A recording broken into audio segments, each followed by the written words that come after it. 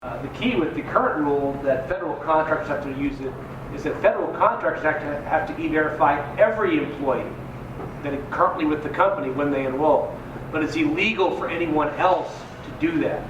Particularly under the Georgia law, as Mark noted, you're only e-verifying your new employees when you go forward. Let's repeat that, because lots of companies call and say, you know what, I think I've got some illegal employees. And I go ahead and use e-verify and just run them all through.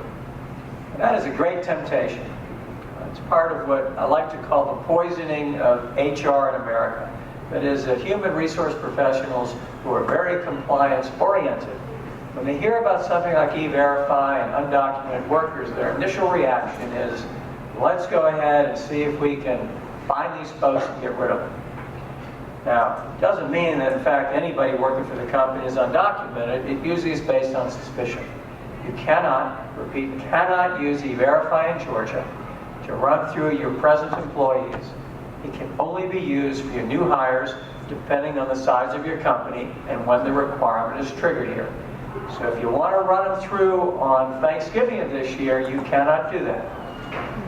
Only the new hires starting January 1st, 2012, and that's only for the largest companies. Now, Mark, when do you count the number of employees for purposes of knowing when to enroll? What's the magic day?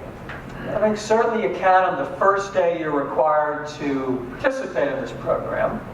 I think thereafter it is very unclear.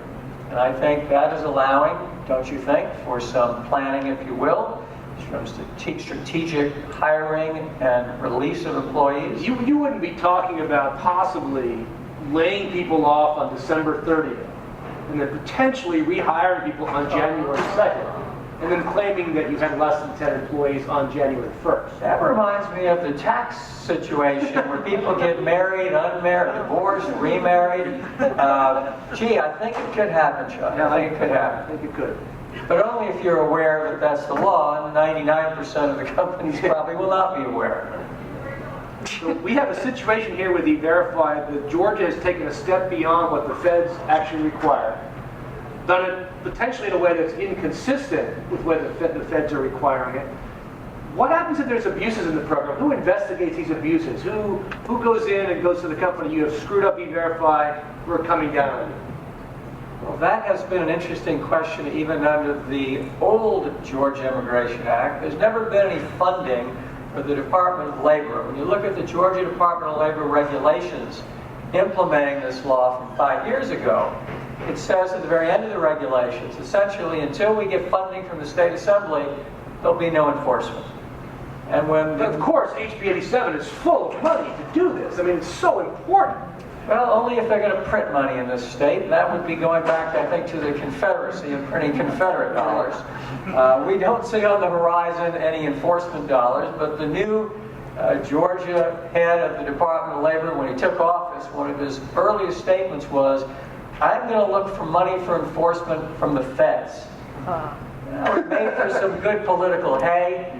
As far as we know, he has yet to find any money from the feds for enforcement. He certainly hasn't received any from the state assembly.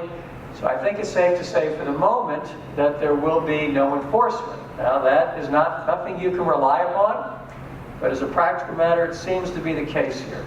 Now, what happens if the feds decide that you have abused e-verify in some way? For example, using it to go after your current employees. Can the feds come down on you? And who does that? I don't know the answer to that question, Chuck. I'm going to turn it back to Oddly you. enough, I do. And those would be our friends starting at USCIS. E-Verify is a program that's actually run by U.S. Citizenship and Immigration Services. And just as a way of background, E-Verify simply is a combination of the Immigration People Database, anybody who's ever immigrated to America, combined with the Social Security Administration's database of anybody who's ever received a Social Security card in the United States. These two databases are melded together, and as I'm sure you're aware, both of them are pristine in their perfectness. They're all, well, no, that wouldn't be right, would it, Mark? They're not quite perfect. And you do get problems. The E-Verify system has an interesting new component to it, and that is a picture shows up for some people. And what determines whether a picture shows up or not? One, if you are an immigrant, your picture has been taken by immigration and is in their system. So if you're an immigrant, when somebody uses E-Verify to verify you as currently authorized to work, your picture will come up. Sometimes for Americans it comes up. Where do you think USCIS got your picture if you're an American? People always say driver's licenses, right? It's a driver. No. Although Georgia has offered their database very graciously to the feds for that purpose. No, they did it from your passport. So if you have a U.S. passport, then your picture will also come on E-Verify. The reason they use pictures now is one of the major flaws in E-Verify is identity theft. And you can actually get E-Verify cleared if your picture doesn't show up and actually be using somebody else's identity, because all they're asking for is your name and your social security number. Now with the picture ID, it's designed to limit identity theft a little bit. But if USCIS suspects that there is some reason fraud going on in E-Verify or a misuse of the program, they call their sister agency Immigration and Customs Enforcement, affectionately known as ICE. And ICE will come down on you like a ton of bricks. So you have, well, I guess just an iceberg would be an appropriate analogy. So you have to be very careful about misusing this, because there are serious consequences, including potential jail time to people who misuse the E-Verify program.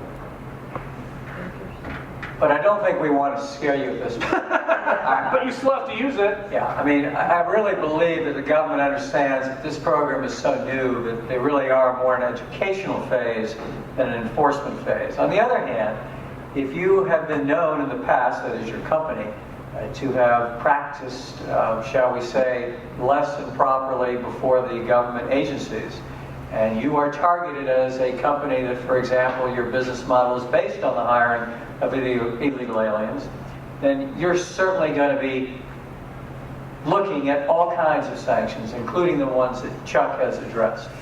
He also mentioned, and let's talk about it for a moment, identity fraud.